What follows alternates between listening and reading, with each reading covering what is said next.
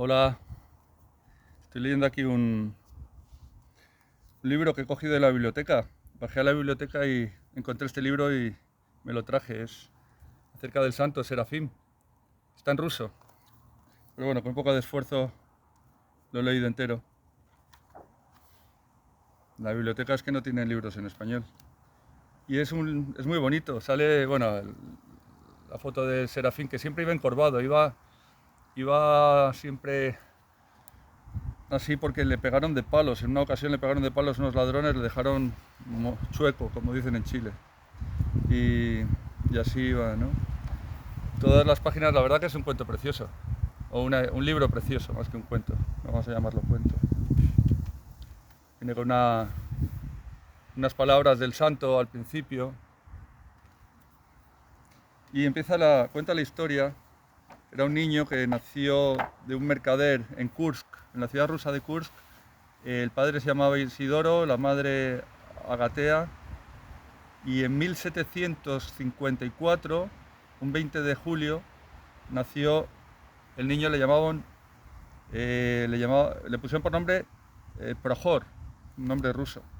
Posteriormente, cuando se hizo monje, le pusieron el nombre Serafín. Y el padre también construía iglesias, etcétera. De pequeño, ahí está en un campanario, el muchacho se cayó del campanario y pensaron que se lo encontraban muerto, pero se ve que Dios tenía otros planes para él. Eh, bueno, más fotos con su madre ahí y rezando. El pequeño. Y de pequeño se enfermó y en sus delirios, bueno, se le apareció, la Virgen María se le apareció y le dijo que pronto sanaría. Y de hecho pasó una procesión con un icono milagroso cerca de su casa. Cuenta que estaba lloviendo y, y este icono se tuvo que refugiar en la casa y poco tiempo después se sanó de una enfermedad bastante grave, que estaba bastante molido el pobre muchacho. Y como siempre tenía una atracción por la vida espiritual, bueno, él trabajaba con su hermano, hacían comercio, etcétera, pero acabó haciéndose monje y pasó siendo diácono una vez en los servicios religiosos. De diácono, pues tuvo una visión se le aparecieron ángeles y coros celestiales. Se quedó como en éxtasis, ¿no? Es uno de los episodios de su vida. Bueno, esta página simplemente en el medio es bonita porque cuentan que cuando se fue a vivir al bosque, incluso los animales, una vez le vieron alimentando a un oso, cuidando de un oso que había en el bosque. Él nunca lo dijo, pero testigos oculares lo detectaron. Aquí se ve la escena de cuando le pegan los ladrones. Él era bastante fuerte, era un muchacho muy fuerte, pero aún así pues no se defendió pero le dejaron medio muerto. Tenía un hacha, tenía todo para defenderse, pero él pacíficamente, no sé. Y después, pues, después de la paliza se fue como pudo a- al monasterio, porque se fue a vivir al bosque. Del monasterio, al cabo de unos tiempos, decidió irse a una ermita a vivir en solitario. Es muy duro, eso pues no es fácil vivir. Así no cualquiera puede hacerlo. Y,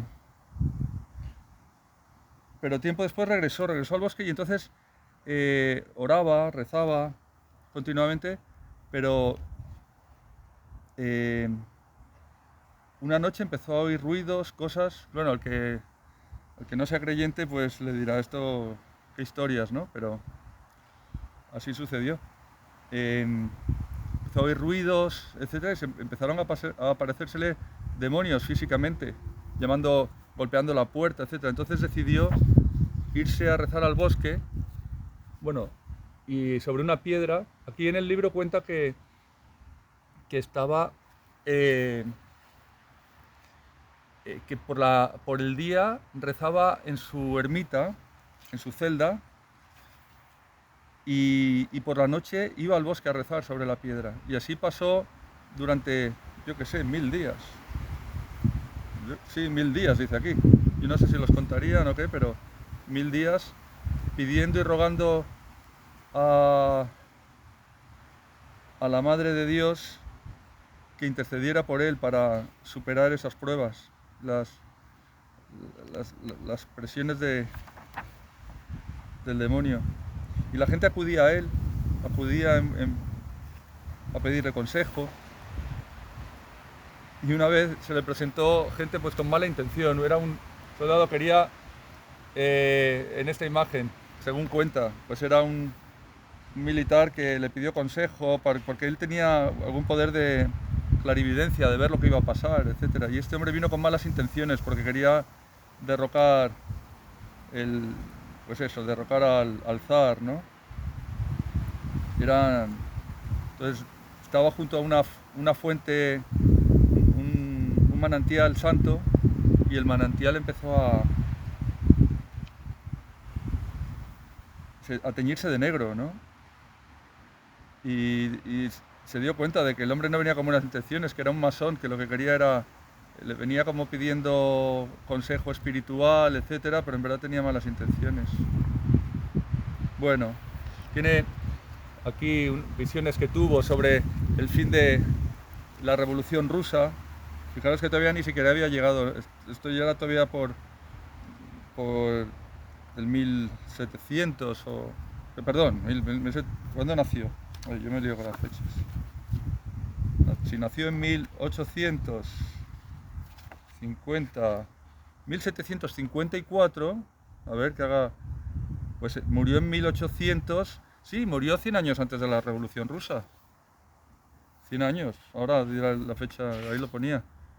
Pero tuvo unas visiones de lo que sufriría Rusia con la revolución. Aquí sale esa escena, no sé si recordáis un día que hablaba yo con un capítulo que hablaba, lo titulé El manantial, y hablaba de la importancia de llenarse del Espíritu Santo. Y hablaba de este episodio. Podéis mirarlo, ¿no? Es como que... bueno, el santo tuvo una transfiguración en frente de un testigo. Dejé un enlace ahí que lo explicaba, que contaba la historia. Es muy enriquecedor. El que tenga interés, que lo escuche. Y nuevamente, ya de mayor en su celda, venía la gente a pedir consejo, etc. Y aquí nuevamente se le aparece la Madre de Dios anunciándole ya que iba a despedirse del mundo.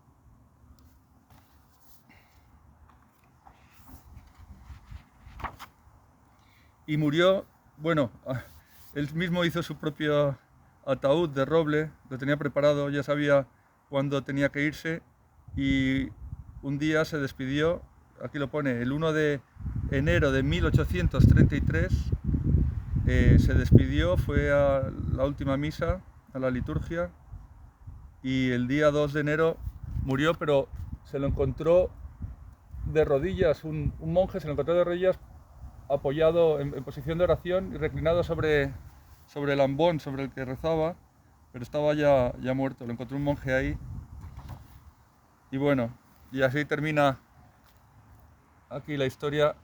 100 años después le desenterraron sus reliquias, las encontraron, pues, lo típico con los santos, ¿no? Que un olor, una fragancia. Y en la revolución desaparecieron sus reliquias santas, las robaron y posteriormente las volvieron a encontrar y las dejaron en el monasterio, un monasterio de monjas que él siempre asistía, ¿cómo se llama? Bueno, y al final termina con unas palabras, lo voy a decir en ruso, aquí pone, bueno, no lo vais a leer que aquí sale al revés, pero pone Radost moya, ni vremya nam univat, Христос воскресе, стяжи дух мирен, и вокруг тебя спасутся тысячи. Vaya, ¿qué quiere decir? Alegrías mías, el decir Rados Maya, alegrías mías como mis queridos, ¿no? No es tiempo de univat, es como de tener el corazón compungido o algo así. Cristo ha resucitado.